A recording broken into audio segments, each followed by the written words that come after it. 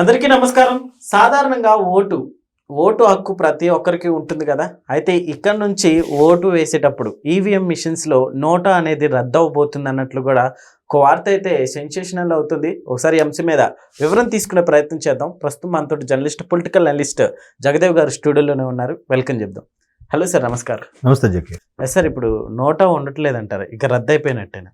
నోటా అనే కాన్సెప్ట్ ఎందుకు పెట్టారంటే, మీరు అక్కడ ఆ నియోజకవర్గ పరిధిలో పోటీ చేసే అభ్యర్థుల్లో అందరూ దొంగలైనా, లేదా అందులో ఒక్కడూ మంచివాడు లేకపోయినా, లేదా అందరికీ సమానమైన క్వాలిటీస్ ఉన్న అభ్యర్థి కన్ఫ్యూజన్లో ఎందుకులే నోటాకి వేద్దాం అని వేసే ఆప్షన్ ఉండేది.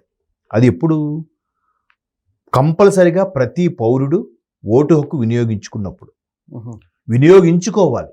అదొక చట్టం తేవాలి. ఆ చట్టం తేకపోవడం వల్ల ఏమవుతుందంటే, ప్రతి ఒక్క ఉద్యోగి కూడా ఎలక్షన్ హాలిడే ఎలక్షన్ పైగా రేపు మధ్యలో ఈరోజు శుక్రవారం ఎలక్షను, శనివారం ఒకరోజు సెలవు పెట్టుకుంటే ఆదివారం కలిసి వస్తుంది, 3 రోజులు ఎక్కడికైనా వెళ్దాం, ఇలా ఆలోచిస్తున్నారు. ఒక హాలిడేగా ఆలోచిస్తున్నారు. అది కాదు. నిజంగా కొన్ని ఫిలిప్పీన్స్ లాంటి దేశాల్లో, కొన్ని యూరోపియన్ కంట్రీస్లో ఓటు హక్కు కానీ వాడు వేయకపోతే ఆ సంవత్సరం వాడికి వచ్చే బెనిఫిట్స్ కానీ, వాడికి ఉండే ఉద్యోగ సంబంధి భద్రత కానీ అవన్నీ పోతాయి.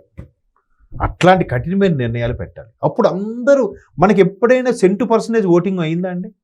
పోనీ 90% ఓటింగ్ అయిందండి? చాలా అరుదు. 90 అయిందంటే ఎవడికో మూడిందని అర్థం. సో అలాంటి సందర్భాల్లో సుప్రీంకోర్టుకి నోటా అనే ఆప్షన్ ఉంచాలా తీసేయాలా అనే అంశం మీద దాని ముందుకి ఒక ప్రజా ప్రయోజన వాద్యం కింద వెళ్ళింది ఇప్పుడు.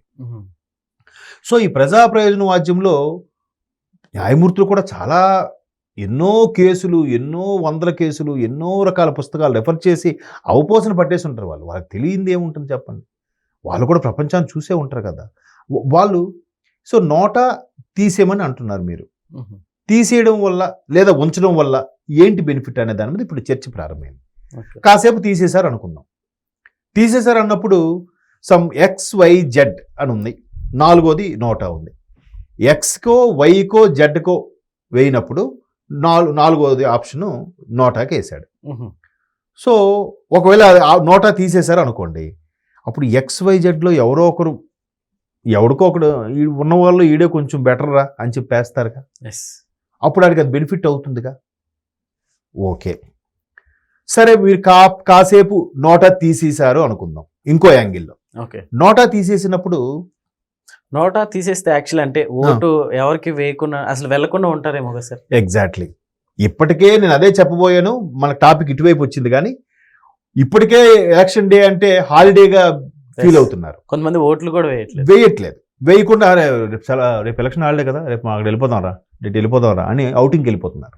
సో అలా వెళ్లకుండా ఇప్పుడు నోటా కూడా తీశారనుకోండి, అక్కడ ఉన్నాడు ఎవడు కరెక్ట్ కూడా కాదురా, నాకు ఇష్టం ఉండదు, వాళ్ళు ఎవరు కూడా నాకు ఇష్టమైన వ్యక్తి ఎవడూ లేడు, నేను రేపు రానురా అని ముందే ఓటు వేయట్లేదు. ఇప్పుడు నోటా తీసేస్తే ఇంకాస్త పర్సంటేజ్ తగ్గే ఛాన్సెస్ కూడా ఉన్నాయి మీరు అన్నట్టు. సరే, నోటా పెట్టాము అనుకుందాం. బట్ ఎన్నికల్లో పాస్కి, ఇది జాగ్రత్తగా వినండి, పాస్కి ఇంత ఓటింగ్ రావాలని ఏమైనా ఉందా కండిషను? లేదే. ఒక ఊర్లో 100 మంది ఉంటే ఆ 100 మందిలో ఒక 30 మంది అవుట్ ఆఫ్ స్టేట్ వెళ్ళిపోయారు. ఓకే, ఒక 20 మంది ఒంట్లో బాగాలేదో లేదా చనిపోయారో, లేదంటే అదే చనిపోయారు కాబట్టి ఓటర్ లిస్టులో ఉంది, చనిపోయారని తెలియదు, లేదా ఏదో ఎమర్జెన్సీతో బయటికి వెళ్ళిపోయారు. సో ఇక్కడ 50 మంది పోయారు. ఇంకా 50 మందిలో పోటీ పడ్డ వాళ్ళు ఎంతమంది? 10 మంది పోటీ పడుతున్నారు.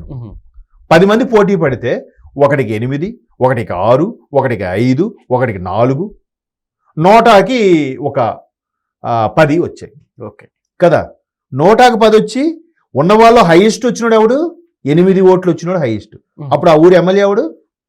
8 ఓట్లు వచ్చినాడే. 100కి 8 ఓట్ల. మామూలు చిన్న పరీక్షలకే 100కి కనీసం ఫస్ట్ అటెంప్ట్ పాస్లో 30 మార్క్స్ పెడతారు. ఆల్ పాస్ 30 పాస్ అనేది ఒక ఆప్షన్ కూడా ఉంది. అంటే అన్ని సబ్జెక్టులో 35 అబోవ్ వచ్చి ఒక్క సబ్జెక్ట్లో 30 వస్తే కొన్ని కన్సిడర్ చేసి పాస్ చేస్తారు. ఇంతకు ముందు ఉండేది యాక్చువల్లీ లేదు. ఇప్పుడు గ్రాడ్యుయేషన్లో ఉంది, డిగ్రీ లెవెల్లో ఉంది. బట్ బీటెక్ వాళ్ళకి ఉందో నాకు తెలియదు, కానీ బిఎస్సి, బిఏ వాళ్ళకి మాత్రం ఆప్షన్ ఉంది ఇప్పటికీ. ఓకే, సో అలాంటి ఆప్షన్ ఉంది. అంటే అలాంటి 30 మార్కుల ఆప్షన్ కూడా లేదే. పోనీ 30లో సగం 15 కూడా లేదే, 8 మార్కులు వచ్చినోడు ఎమ్మెల్యేనా? మరి నోటాకి వాల్యూ ఏముంది? సరే, నోటాకి 16 వచ్చాయి కదా, వీడికి 8 కదా వచ్చాయి. సరే, మళ్ళీ అక్కడ ఎన్నికలు నిర్వహిస్తారా? నిర్వహించరే. ఇప్పుడు న్యాయమూర్తి గారు అడిగింది అదే. గెలిచిన వాడికన్నా నోటాకి ఎక్కువ వస్తే మళ్ళీ అక్కడ బైపోల్ పెట్టాలి, రీఎలక్షన్ పెట్టాలి. అక్కడ అభ్యర్థులు నోటాకి వచ్చాయి కాబట్టి ఇప్పుడు పార్టిసిపేట్ చేసిన ఏ ఒక్క అభ్యర్థి కూడా మళ్ళీ పార్టిసిపేట్ చేయడానికి వీలు లేదు, నాకు రూల్ తేవాలి. అంతే కదా. ఉన్న నలుగురిలో కూడా ఏ ఒక్కడు సరైనోడు కాదు అనే కాన్సెప్ట్ వచ్చింది కాబట్టి నోటాకి 16 ఓట్లు పడ్డాయి. సరైనోడైతే ఆ 16 డైవర్ట్ అవుతాయిగా. అవును. ఉన్న వాటిలో 100 ఓట్లకి 8 హైయెస్టా? వాడే ఆ ఊరి ఎమ్మెల్యేనా? ఎంతవరకు కరెక్టు? అవునా కదా.